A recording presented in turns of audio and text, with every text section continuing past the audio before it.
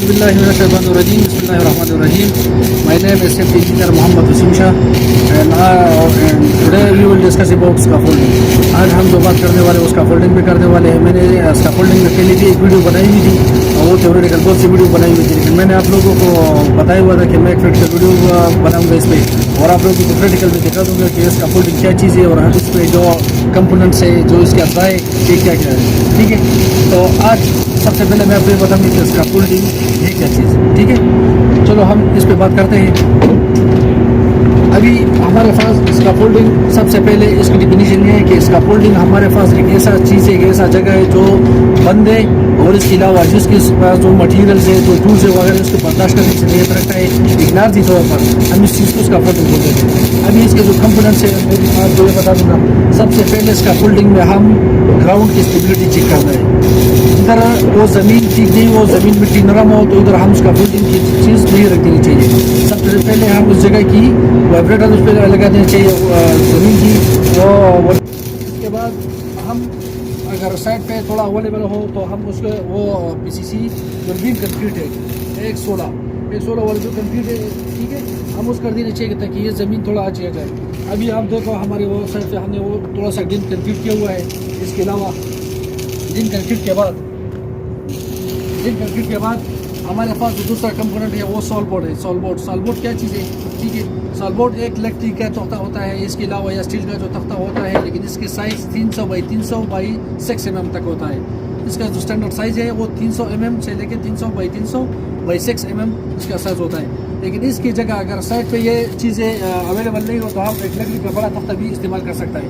जैसा आप लोग देख सकते हैं हमने इधर वो लकड़ी का तख्ता वगैरह इस्तेमाल किया हुआ है। ठीक है, तो इसको हम सॉलबोर्ड बोलते हैं कंपोनेंट्स पे। इसके बाद जो हमारे पास आता है वो बेस प्लेट आता है। ठीक है, बेस प्लेट क्या चीज़ है?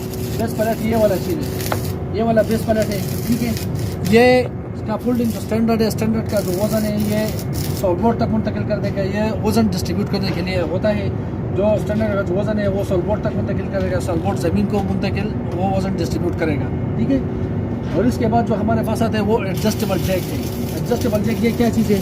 जिधर हमारे पास ज़मीन हमवार नहीं हो, ज़मीन में अप डाउन हो, इस जगह को हम ये जैक ऊपर नीचे कर सकते हैं। तो इसके जो कंपोनेंट्स है, स्टैंडर्ड्स है, ऊपर नीचे करने के लिए एडजस्टेबल जैक हम उसको यूज़ करते हैं। और इसकी जो कैपेसिटी है, वज़न बर्दाश्त करने की जो कैपेसिटी है वो 30 किलो न्यूटन है। ठीक है, 30 किलो न्यूटन तक हमारे पास ये एडजस्टेबल जैक जो है वज़न बर्दाश्त करने की सलाहियत रखता है। इसके बाद हमारे पास आता है ये, इसको हम लेजर्स या रनर्स भी बोलते थे, लेकिन ये फर्स्ट वाला जो पाइप लगा होता है सारे एरिया में। ठीक है, हम इसको स्कैफोल्डिंग में किकर लेफ्ट बोलते हैं। किकर लेफ्ट ये हमारे पास ये अव्वल वाला जो पाइप लगा दिया हम इसको किकर लेफ्ट बोल देते हैं। इसके बाद जो हमारे पास ये वाला पाइप आता है हम इसको लेजर्स या रनर बोल देते हैं। ठीक है, जो हॉरिजॉन्टली ये पाइप लगा होता है लेजर्स या रनर्स बोल देते हैं। और इसके अलावा जो ये वाला पाइप लगा होता है, ये दूसरे साइड वाला, हम उसको बोल देते हैं ट्रांसम बोल देते हैं। ठीक है, जो हॉरिजॉन्टली लगा होता है।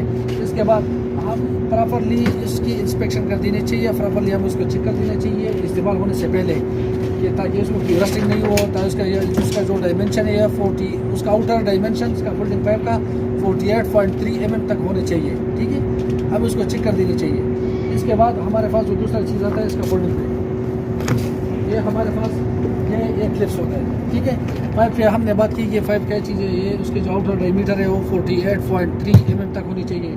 और इसकी जो कैपेसिटी है ये तकरीबन 550 kg तक हमारे पास वजन बर्दाश्त करने के लिए रखता हो। अगर ये वगैरह नहीं हो तो उसको पहले चेक कर देनी चाहिए, तो इसको इस्तेमाल नहीं कर देनी चाहिए, क्योंकि स्कैफोल्डिंग पे इस पर बहुत ज़्यादा वजन आएगा, वो बंदे भी इस पर खड़े होंगे। इसके अलावा मटीरियल्स वगैरह सब चीज़ें इस पर रख देंगे। ठीक है, इसके बाद हमारे पास जो दूसरा कंपोनेंट है ये कफलर्स आता है। उसको हम साइड में कोई और नाम से पुकार देते हैं, लेकिन उसका जो स्टैंडर्ड नाम है इसको कफलर्स बोल देते हैं, क्लैम्प भी बोल देते हैं और कफलर्स भी है। ठीक है, इसमें हमारे पास बहुत से अक़साम है। इसमें एक राइट एंगल वाला होता है, एक हमारे होता है सेवल होता है। सेवल वाला इसी ये है कि उसमें तकरीबन 360 डिग्री तक वो घूम सकता है। और ये हमारे पास जो राइट एंगल होता है ये तकरीबन सिर्फ 90 डिग्री पर हम उसको लगा सकते हैं। इसके जो कैपेसिटी है, लोड कैपेसिटी वो कफलर्स का, इसमें हमारे पास स्टेजेस है, वो एक क्लास ए है, एक क्लास बी है। क्लास ए वाला कफलर जो हमारे पास है, जो क्लैम्प है, ये दोनों एक नाम है।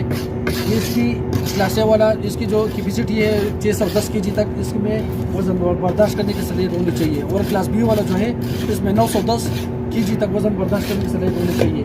लेकिन आप लोगों को थोड़ा समझ आ जाए कि ये कफरस क्या चीज़ है। और इसमें एक होता है एक 360 डिग्री हर एंगल में घूम सकता है, एक होता है हमारे पास में सिर्फ 90 डिग्री फॉरवर्ड लग सकता है, ये 90 डिग्री है, ठीक है। इसके बाद हमारे पास जो आता है सबसे लाजिम चीज़ ये स्टैंडर्ड है। इसको हम इसका फोल्डिंग पे 3 नामों से पुकार देते हैं। एक हम उसको स्टैंडर्ड बोल देते हैं, दूसरा हम उसको वर्टिकल बोल देते हैं, तीसरा हम उसको पोस्ट बोल देते हैं, ठीक है। सब एक नाम है, एक चीज़ है, लेकिन अब तो लोगों को थोड़ा समझ आ जाए।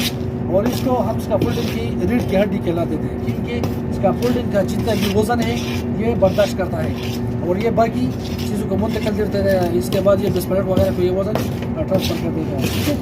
और इसके अलावा हमारे पास का फोल्डिंग में एक और चीज़ जो होता है वो रेलिंग होता है। रेलिंग में क्या चीज़ है हमारे पास, एक हमारे पास होता है टॉप रेल होता है, एक जो होता है बेड रेल, ठीक है। जो टॉप रेल हमारे पास होता है इसका फोल्डिंग में, इसके जो स्टैंडर्ड साइज़ है वो 1.15 मीटर तक होनी चाहिए। और जो बेड रेल है वो 45 से लेके 55 सेंटीमीटर तक ये साइड पे डिपेंड कर देता है, हम इसको इस्तेमाल कर देते हैं, ठीक है। इसके अलावा हमारे पास जो दूसरा चीज़ है वो प्लैंक्स है। ये प्लैंक्स हम वुडन का भी इस्तेमाल कर सकते हैं इलेक्ट्रिक का, और इसके अलावा वो स्टील का भी इस्तेमाल कर सकते हैं। लेकिन स्टील के प्लेट को इस्तेमाल करने से पहले हम उसके प्रॉपरली इसकी इंस्पेक्शन कर देनी चाहिए, ताकि उसमें कोई रस्टिंग नहीं हो, कोई जंग वगैरह नहीं लगा हो, ठीक है। इसके बाद हम इसको इस्तेमाल कर देनी चाहिए। और इसके अलावा जो फ्लैग्स हम लगाएंगे उसको प्रॉपरली इसमें कोई चीट वगैरह कोई सुराख वगैरह नहीं होनी चाहिए, उसको प्रॉपरली बहुत क्लोज रख देनी चाहिए। इसके बाद हमारे पास जो तीसरा कंपोनेंट्स आता है, जो और चीज़ आता है, ये हमारे पास होता है लेदर क्या चीज़ है। लेदर हम एक स्टेप से लेकर दूसरी चढ़ने के लिए हम इस्तेमाल कर सकते हैं, ये इसको हम लेदर बोलते हैं, ठीक है। इसमें जो स्टेप्स लगे होते हैं, लेकिन हर लेदर में 3 स्टेप से कम नहीं होने चाहिए, ठीक है। कम से कम 3 स्टेप्स हर लेदर में होने चाहिए, स्टैंडर्ड है। 3 से ज़्यादा जितनी भी हो मुश्किल नहीं है, लेकिन 3 से कम नहीं होने चाहिए हर स्टेप में। और इसका जो स्टैंडर्ड साइज़ है हम इसको किस तरीके से रखेंगे, इसके जो स्टेप है हम इसका जो फासला है लेदर्स का ये 30 सेंटीमीटर तक होनी चाहिए। भाई measuring tapes you will check how 30 centimetre तक ये डिस्टेंस होना चाहिए, ताकि बंदे को चढ़ने में मुश्किलात नहीं हो। बस दफ़ा ये कोई छोटा होगा तो इसमें वो गिरने की लोगों के हादसात वगैरह पेश होंगे।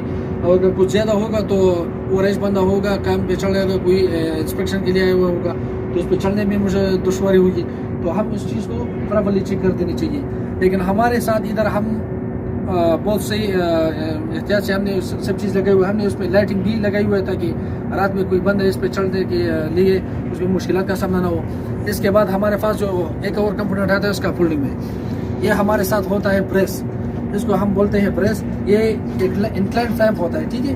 हम इसको किस मकसद के लिए इस्तेमाल करते हैं, ये इसका फोल्डिंग स्टेबिलिटी के लिए इस्तेमाल कर सकते हैं कि इसका फोल्डिंग थोड़ा घूमने वगैरह से बच जाए, ठीक है। तो ये स्टेबिलिटी के लिए हम ये 5 इस्तेमाल कर सकते हैं। और इसके अलावा हम इसका फोल्डिंग में इससे पहले सबसे पहले वो टैग क्या चीज़ है, टैग्स का फोल्डिंग का लाजिम जुज़ है, जिसका फोल्डिंग इसके भी बहुत अक़साम में, इस पर मैं एक और वीडियो बनाऊंगा। लेकिन इसका फोल्डिंग इंस्पेक्शन के बाद इस पर हम टैग लगाएंगे कि ये इसका फोल्डिंग इस्तेमाल करने के काबिल है। हमने उस पर ग्रीन टैग लगाया हुआ है। ग्रीन टैग का मकसद यह है कि ये इसका फोल्डिंग इंस्पेक्शन है, इंस्पेक्टेड है। इस पर इंस्पेक्टर का नाम वगैरह सब लिखा होगा, इसके दस्तखत वगैरह मौजूद होगा कि ये इसका फोल्डिंग आप काम के लिए इस्तेमाल कर सकते हैं। इसके अलावा जो येलो टैग होता है, येलो टैग इसमें काम हो रहा है, ठीक है। और इसके अलावा जो रेड टैग है जो सुर्ख रंग का, इसका मतलब ये होता है कि इसका फोल्डिंग काम करने के काबिल बिल्कुल नहीं है। लेकिन अभी हमने इस पर वो ग्रीन टैग लगाया हुआ है, ये इसका फोल्डिंग बिल्कुल काम के काबिल है, इसमें कोई मसला नहीं है, सब चीज़ हमने चेक की हुई है, ठीक है। तो दोस्तों ये रहा इसका फोल्डिंग और उसके जो कंपोनेंट्स वगैरह थे मैंने आपको दिखा दिए। तो वीडियो देखने के लिए बहुत बहुत शुक्रिया, और ये वीडियो को लाजिम शेयर कर दीजिए। और इसके अलावा मैं प्रैक्टिकल में आपको दिखा दिया, और थ्योरेटिकल में भी मैंने आपको बहुत डिटेल से आप लोगों की वीडियो बताई हुई थी। So thank you so much.